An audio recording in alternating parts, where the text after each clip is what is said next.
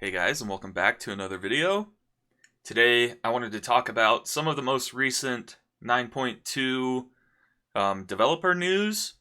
Yesterday, World of Warcraft posted a video, a developer preview video on their YouTube channel, and it's about 11 minutes long, and it's jam-packed with stuff that you can expect in 9.2. They revealed what the new zone is going to be, what the new raid is going to be, that kind of stuff.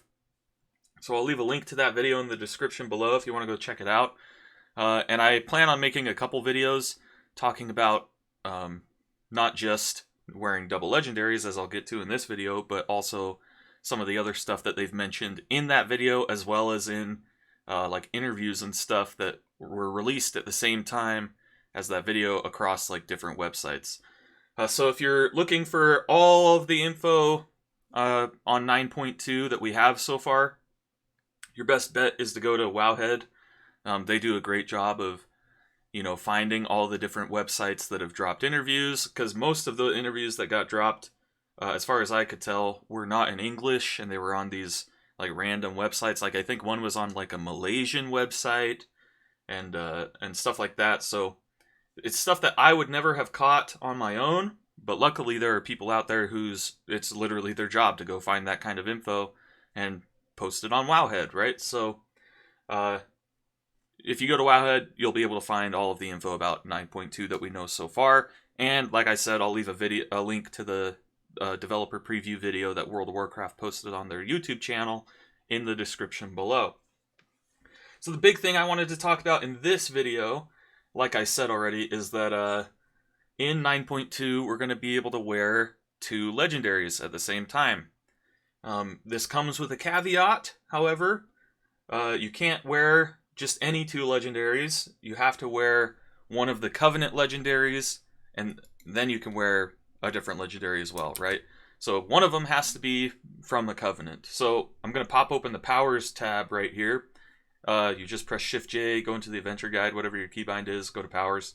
This will show not only all of the Shadow Priest legendary powers, but you can change it to any class and any spec, right? If you want to see what people have available to them.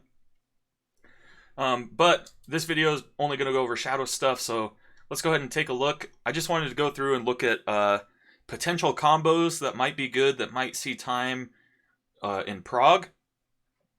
Even some pretty crazy combos that could have a 0% chance of seeing time in Prog unless one crazy thing happens or something like that, and then they might, in really niche situations. And then I want to talk about some combos. If they were to remove the Covenant legendary restriction and just let you run any two legendaries, I want to talk about some combos that would be really good for that as well. Because a lot of classes, their Covenant legendaries are either really bad, or they don't work properly, or they feel really bad to play. They change your playstyle in a bad way. So a lot of classes have gone to Twitter and been advocating for the removal of that restriction, right? I think Death Knights don't want to run their Covenant legendaries, as well as something else. But there's several classes that want that. So if they are to remove that restriction, then it's good to have an idea of what would be good if you could just run any two legendaries. As of right now, Shadow Priests already run one of the Covenant legendaries, Pallid Command, right? If you're Necrolord, which if you're not Necrolord by now, you're pretty far behind as far as damage goes. Because Pallid Command is just by far the best damage, the straight single target for Shadow Priests.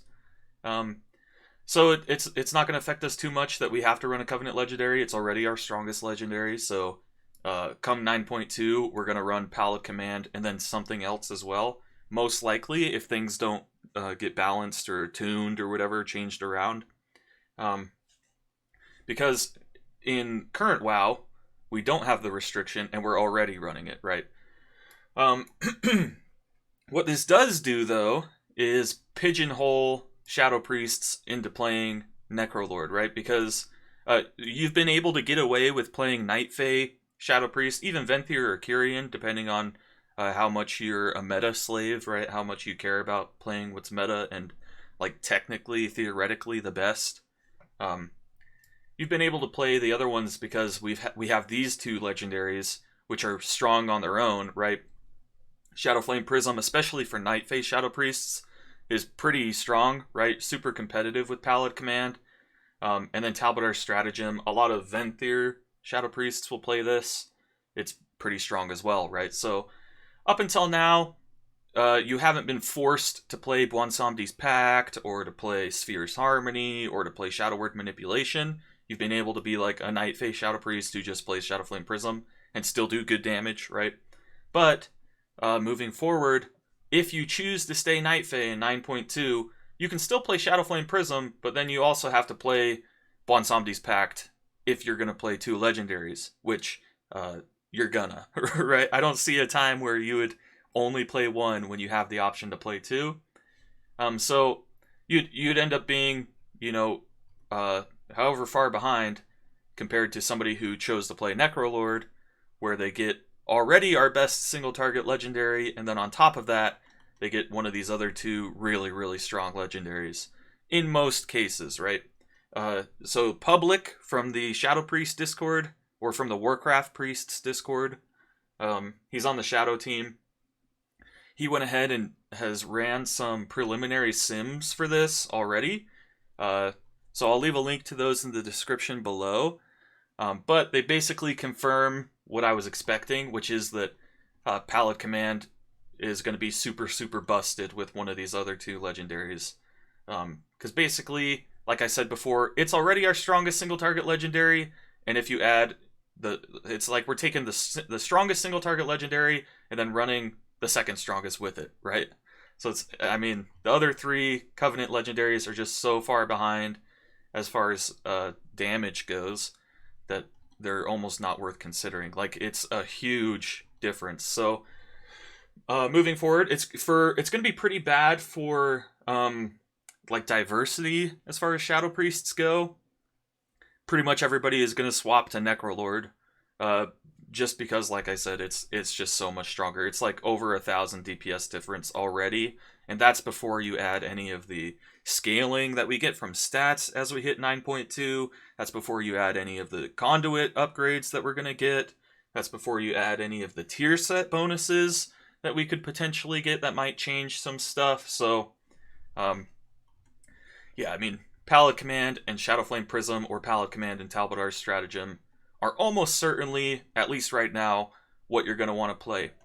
However, there are some interesting combos that you could potentially play as well, right? So if you wanted to go full-on Simp Priest, as they call it, Night Fae has been really good for that in the past, right? There was a meta for a while where you'd bring a Night Fae Priest to your Mythic Plus keys, and you'd have them simp a Fire Mage just so that they can get way more combusts over the course of the key. You could potentially have a pretty crazy Shadow Priest simp build if you played Night Fae. You ran Bwonsamdi's Pact, because this will double whatever benefit you're giving to people. So if you put your cooldown reduction fairy on somebody, they'll get twice as much cooldown reduction from it. So that would be nice. And then also, because you can run two legendaries, you could potentially run this as well as Twins of the Sun Priestess, for instance. Now, I will caution you, if you do choose to do something like this, your damage will certainly be quite a bit worse, right? Like, significantly worse. So, running Twins of the Sun Priestess, you're going to want to get as much value out of your PI as you can, right? You're going to want to use it on an ally, and that kind of like forces you to move your cooldowns to kind of line up with somebody else's cooldowns, which already means that you're probably not going to be playing the most optimal cooldown usages for yourself. But that's okay, right? If you can get a huge amount of value out of Twins of the Sun Priestess on somebody else, it just means, like I said, that your damage is gonna go down from running Twins of the Sun Priestess as well as Bwonsamdi's Pact. But that is an option, right? Maybe there is a time where you're gonna need like insane single target damage on a certain mob with like maybe there's a mob in the new raid that has like a giant nuclear bomb on them or something and they need to die within 5 seconds, and Shadow Priests aren't going to be able to do pretty much any burst damage to that thing. But if you run Twins of the Sun Priestess and Bwonsamdi's Pact, maybe you can have a Venthyr Balance Druid that's ready to absolutely destroy that thing when you pop your Power Infusion on them, and you've been simping them with your Fey Guardians the whole time to get their cooldown reduction, their Ravenous Frenzy, and their Celestial Alignment backup or whatever in time for it. So, I mean, there's some interesting combos. You could also potentially run Echo of Eonar if you want to be a Simp Priest as well. And I'm not trying to say that playing Simp Priest is the absolute stupidest thing you could ever do, right? I think that it would be cool if we could do competitive damage and also have utility that we could give to other people. It's just that as of right now, it's the damage increase that you give to other people is not worth sacrificing your own damage that much. But Echo of Eonar would be a cool legendary to play around with, right? Anyone who doesn't know, this is what it does. Your spells and abilities have a low chance to summon a spiritual familiar to your side, which increases your damage by 10%, healing by 10%, or damage reduction by 10%. Pretty sure this is one of the legendaries that's available to everybody. Actually, we can just go check. Yeah, so Discipline Priests have it. Actually, did that work? Let's go check a different class. So let's go to Rogue. Echo of Eonar, yeah. So basically, anybody could run this, which is why it says that it'll increase your healing or your damage reduction or your damage. For Shadow Priests, this would increase your damage, not your healing or your damage reduction. And it duplicates this effect on up to 3 allies at 50% effectiveness. So it lasts for 10 seconds, so every so often you'll randomly get a proc of this thing, and you'll do 10% increased damage, and 3 allies around you will do 5% increased damage, right? For the next 10 seconds. So this would be potentially interesting. What could be really interesting is like if everybody in an entire raid ran this, as well as their one legendary that's really strong, right? So let's say if you had a ton of Shadow Priests, maybe you all run Pallid Command and you all run Echo of Eonar, and you just get enough procs across the whole raid that everybody's damage is increased by like 5% on average for 90% of the fight or something like that. That could maybe be worth it. But yeah, that's probably running Echo of Eonar would be cool, but it's probably too weak, doesn't proc enough. If it was like your spells and abilities have a very high chance to increase it by 20% or something like that, obviously that's quite the buff, but that would make it maybe worth playing. It's just that, like I said, right now, Shadow Priests, we do most of our damage within our cooldown windows, and playing Pallid Command and Shadowflame Prism, or even Talbot's Stratagem, make our cooldown windows so much stronger that it's not worth running Echo of Eonar. There are some other interesting ones in here. I hadn't really taken a look at most of these because up until now, really, we haven't really had a choice aside from just playing whatever is the very strongest. So there are some other interesting ones. I was surprised at how many of these are for Torghast. Like this one, the Stable Phantasma Lure, you would never use this outside of Torghast, and Torghast is going to be dead content as soon as 9.2 comes around. So this legendary basically doesn't exist. There are other ones. Third Eye of the Jailer. This one looks like yeah, so this one you'd probably only ever use... Oh. Yeah, so this one's like a... This is like a open world legendary that you'd use, because it increases your stacks or whatever that you get of this thing by 50% while in the Maw. But technically, Sanctum of Domination was the Maw, so maybe this was hidden OP in Sanctum of Domination. Anyway, I'm kind of rambling, so let's talk about some of these other ones. The Shadowmend one, you'd never use. We don't really care about increasing our Shadowmends. Vault of the Heavens, this one is a really cool idea. It turns your Leap of Faith into a wild charge, basically, in human form. So instead of grabbing somebody and bringing them to you, Leap of Faith instead makes you jump to them. That could be pretty interesting, especially if you could use it while you're midair, right? If you don't have to be standing on like a platform or something to use it, then that could be pretty interesting to use. Like, imagine if you could run this on Remnant of Ner'zhul, this last raid tier, and you get knocked off the platform, but instead of just flying to your death or having to goblin jump back on, you can just point at somebody, and right when it goes off, you leap of faith to them, right? That'd be pretty cool. This one, Cauterizing Shadows, we pretty much never use because you don't want your Shadow Word Pain to ever expire on anything, right? Eternal Call to the Void, this was the bait at the beginning of 9.0 that's not actually good, that everybody thought was good, just because it doesn't proc enough, doesn't do enough damage, the Insanity gen is not that great, all that stuff. Painbreaker Psalm, again, this one is going to consume parts of your dots, right? So probably not something that we would run. You want your dots to last as long as possible, especially Vampiric Touch, so that you get apparition damage every time you cast stuff. So yeah, I mean, honestly, Bonsomdi's Pact, not very good. Shadow Word Manipulation is honestly kind of decent for single target, but I mean, you're probably not going to run... I mean, why would you ever run Shadow Word Manipulation when Pallid Command exists?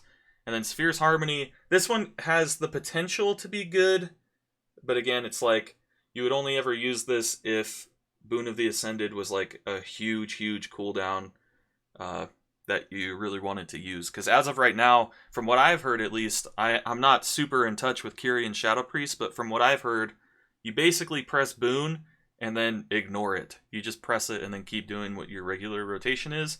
I could be off on that, but if Boon is like super strong, then yeah, maybe this would be one that you run. But as far as I can see, your best bet going into the new expansion, unless they change things, is going to be Pallid Command and Shadowflame Prism, with Talbodar's Stratagem being pretty close behind.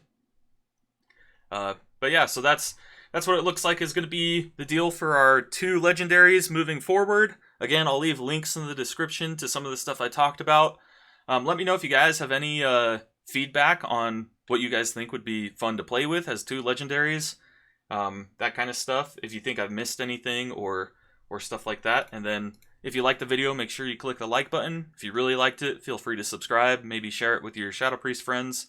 Check the description for a link to my Discord server if you want to come chat about Shadow Priest, or you've got questions or anything that you want to get to me more personally, that kind of thing. And I will see you guys in the next video.